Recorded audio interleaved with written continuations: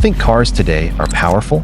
Wait till you meet the beasts from the 60s and 70s. Back then, muscle cars were all about raw power, aggressive design, and the sound of thunder under your feet.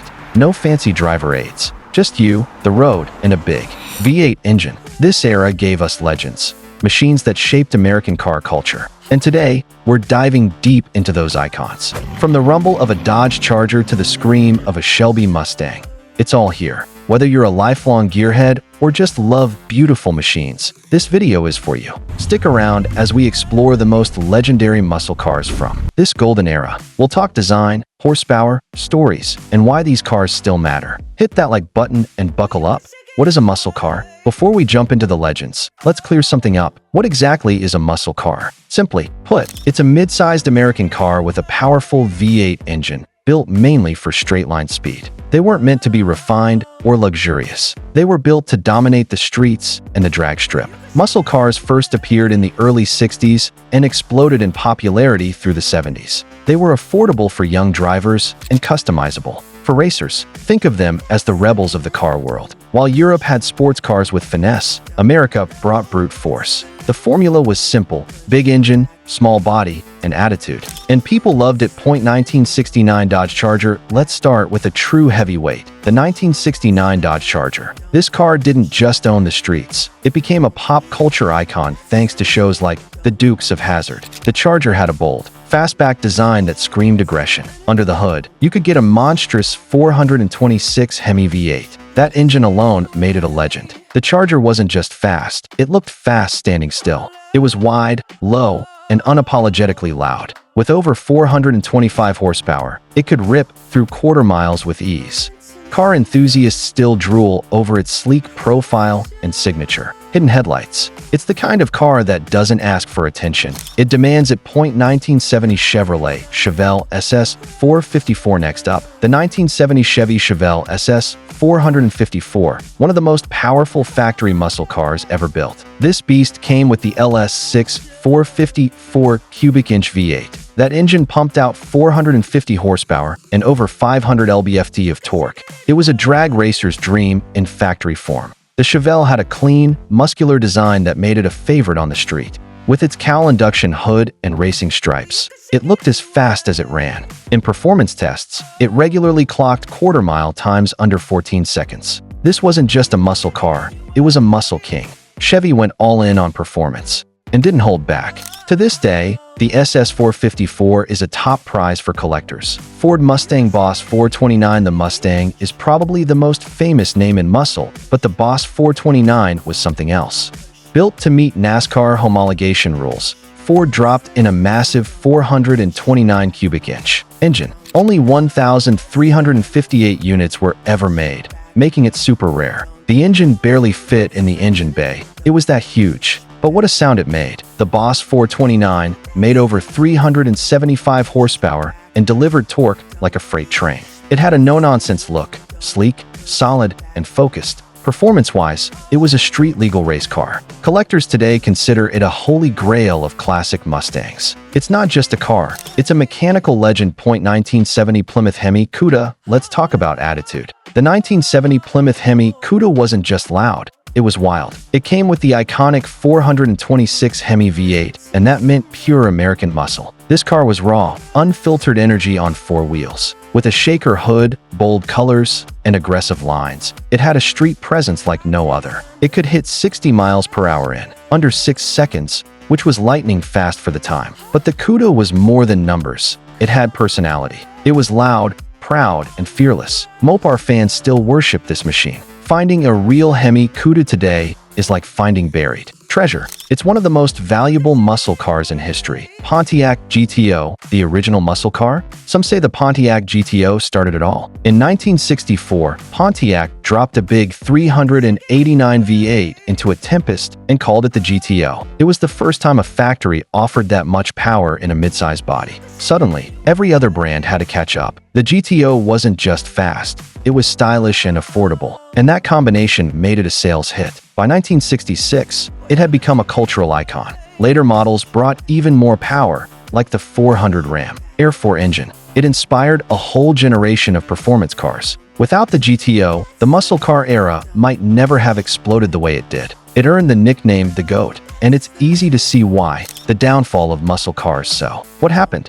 Why did muscle cars fade out in the mid-70s? It was a mix of rising insurance costs, stricter emissions laws, and the oil crisis. Suddenly, gas-guzzling V8s weren't so cool. Car makers had to scale back performance or shut down production. Horsepower numbers dropped. Cars got heavier and slower. The raw muscle of earlier years faded into history. But even as the market shifted, the legend of these cars kept growing. People restored, raced, and remembered. And eventually, the muscle car made a comeback. Why these cars still matter today, you might wonder. Why do people still obsess over these old machines? It's more than just speed. These cars represent freedom, rebellion, and a love for mechanical simplicity. No electronics, no driving modes, just the sound of an engine and the feel of the road. They connect us to a time when driving was an experience. Car shows still feature these classics front and center. Younger generations are starting to appreciate them too. The prices at auctions have skyrocketed. Owning one of these cars is like owning a piece of history.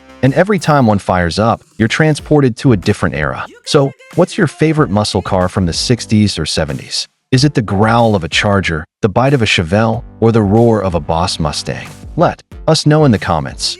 We'd love to hear your stories. Muscle cars aren't just vehicles, they're legends on wheels. They brought style, attitude, and raw performance to the streets. And even today, they inspire modern car culture. The GTO kick-started the muscle car movement and gave rise to a horsepower war.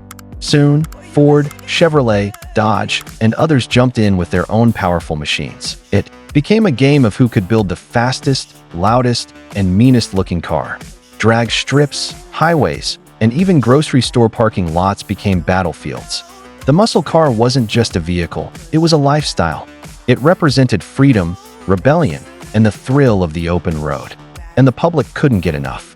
But the GTO was only the beginning.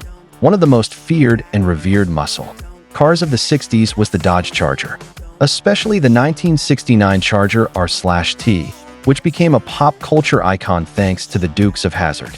Under the hood, you could find a 426 Hemi, a beast of an engine with serious bite. This engine alone made the Charger a menace on the quarter mile.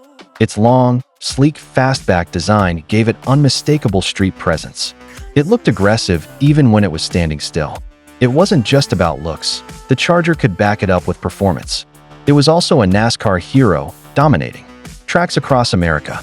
The Charger Daytona, with its huge rear wing and pointed nose, pushed the limits of speed and design. For many, the Charger was the perfect blend of style and muscle, and it's still a top-tier collector's car today. You can't talk about muscle cars without mentioning the Shelby GT500. While the Ford Mustang started as a stylish pony car, Carroll Shelby took it to another level. The GT500 was born to race, with serious upgrades in power, suspension, and attitude. The 1967 GT500 packed a 428 cubic inch V8 under the hood. That translated to over 355 horsepower and plenty of tire-smoking torque. It had racing stripes, scoops, and a growl that could wake the dead. Shelby's vision was to turn the Mustang into a true performance monster. And he did just that, with cars that could take on Corvettes and win. Collectors today pay big bucks for original GT500s, especially the Eleanor spec. It's not just a car, it's a piece of American racing history. And Carroll Shelby? He became a legend in his own right. Chevy didn't sit back while Ford and Dodge had all the fun. The Chevelle SS454 came in swinging with one of the biggest engines of the era. At 450 horsepower, it was a street-legal missile. It looked like a family car until you hit the gas. Meanwhile, the Camaro Z/28 was the lightweight, corner-carving rebel. It was built for Trans Am racing and had a high-revving 302 V8. It might not have had the torque of a big block, but it could handle like a dream. Together, the Chevelle and Camaro gave Chevy fans two great flavors of performance. One for straight line dominance, the other for agile, road course fun. They're both legends, and their legacy lives on in today's SS and ZL1 models. Chevy knew how to make muscle, and these two proved it. Over at Plymouth, they had their own muscle madness going on. The Roadrunner was all about budget performance, pure speed with no frills. It was affordable, fast, and even had a beep-beep horn like the cartoon.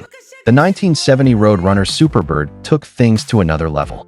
With its huge wing and aerodynamic nose, it was built for NASCAR. It was also rare, and now it's insanely valuable. On the other hand, the Plymouth Barracuda, especially the 70 to 71 CUDA, was a showstopper. It had massive engines like the 426 Hemi and came in bold colors. Its aggressive design and raw power made it a street legend. Today, the CUDA is one of the most sought-after muscle cars in the world. It's a reminder that Plymouth knew how to bring the heat. The muscle car era hit its peak in the early 70s. Horsepower numbers were off the charts, and the cars looked wilder than ever. But trouble was coming, and it hit fast. Rising insurance costs, new emission standards, and the oil crisis changed everything. Suddenly, big engines became a liability, not a selling point. Muscle cars were either detuned or killed off entirely. By the mid-70s, the glory days were fading. It was the end of an era, but not the end of the passion. Fans kept the flame alive through restoration, racing, and collecting. Muscle cars became legends, frozen in time, and their story wasn't over yet. Even after production slowed, muscle cars stayed front and center in pop culture. Movies like Bullet, Vanishing Point, and Smokey and the Bandit made them eternal stars. TV shows gave us heroes who drove loud, fast cars, and never looked back. Video games let new generations experience muscle car madness virtually. They became symbols of freedom, rebellion, and pure Americana. Even the Fast and Furious franchise paid homage to classics like the Dodge Charger. Die-cast models, posters, and tattoos keep their images alive everywhere. Music videos, commercials, and even fashion have borrowed muscle car style. They're more than cars, they're icons. You don't have to drive one to love them. But once you do, it's hard to love anything else. So what separates a good muscle car from a legendary one? It's not just about power, it's about presence. A legendary car has a story, a following, and a legacy. It's the one people remember from their childhood. The one that dominated racetracks or movie screens. It's a mix of performance, rarity, design, and emotion. When a car makes your heart race before the engine even starts, that's legendary. The GTO, Charger, Shelby GT 500, Chevelle, CUDA, they've all earned their place. They were built in a time when performance came before politics, and their names are etched into automotive history forever. That's what makes them legends. So now you know some of the biggest muscle car legends of the 60s and 70s. Cars that weren't just built, they were born to dominate. They told stories, made noise, and left rubber on every road they touched. Even today, their designs influence modern performance vehicles. But here's the question, which one would you want? In your garage? Would you go for the brute force of the Chevelle SS or the nimble aggression of AZ/28? Would you cruise in a Charger or unleash a Hemi CUDA? Drop your dream car in the comments below. We'd love to hear it. And if you enjoyed this blast through muscle car history, don't forget to like and subscribe. We'll keep bringing you the loudest, fastest, and most iconic stories in automotive history. Thanks for riding with us. Now go burn some rubber.